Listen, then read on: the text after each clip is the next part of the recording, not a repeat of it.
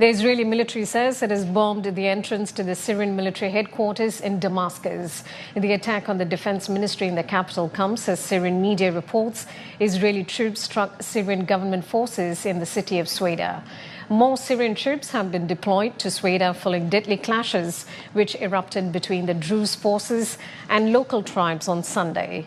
Sweda is near the border of Israel and Jordan and is home to a Druze majority, which Israel supports. Israel says it is sending more troops to the border area over Syria's refusal to withdraw its troops. I want to bring in our correspondent, Jonathan Regev, who's standing by live for us in Tel Aviv. Jonathan, Israel Foreign Minister Gideon Saar just spoke about the IDF's attack on Damascus. What are you learning?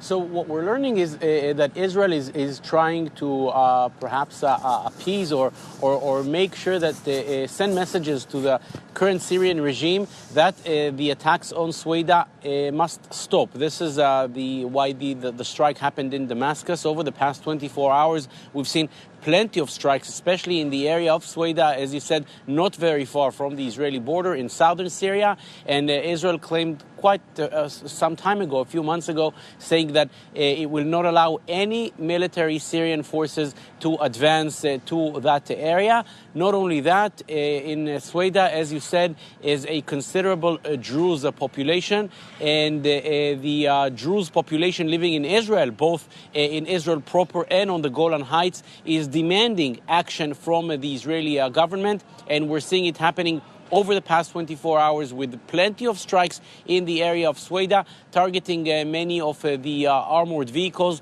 brought there by the Syrian army. And in the last hour, as you mentioned, an attack on the headquarters of the Syrian army itself, the general staff of the Syrian army, sending a clear message. Israel will not accept the presence of Syrian forces with such armored vehicles close to its border. That is one. And two, Israel will stand by the Druze minority. The Druze have quite complex relations with the current Sunni government in Syria, and Israel is sending a very clear message that it will stand by the Druze Syrian population, trying this way also to appease the Israeli Druze population. Some of them, some tens yesterday and some hundreds today, already crossed into Syria, trying to reach the area of the fighting, and the Israeli army bringing them back to the Israeli side of the border.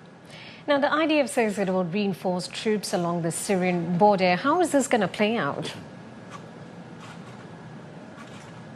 The issue is, of course, that's again another message. There are Israeli forces which are for a few months now, since the collapse of the former regime, the Assad regime, there's quite a substantial presence of Israeli army within Syrian territory. And now the army is sending a message that it is deploying more forces to the area, ready to go in if necessary. That is one thing. The other thing, there are also defensive missions. The border is open, and with the whole chaos that we saw on the border in the last few hours, as we mentioned, hundreds of Israeli Druze crossing into Syria. There was also an attempt, which at some points was successful, of Syrians crossing into Israel with no monitoring whatsoever. Israel is not aware of who is it exactly in all of the cases that crossed into Israel. Are they coming with peaceful intentions or with hostile intentions? And the reinforcement of the forces, especially in the area close to the border, where there are some open gates, because the army is constantly crossing into Syria, with people crossing from Syria into Israel. That's quite a headache for Israel, as you never know who crosses with hostile intentions and has perhaps the intentions of causing harm, making perhaps any kind of attacks in Israeli territory. Jonathan, I want to thank you for your report, live report there from Tel Aviv.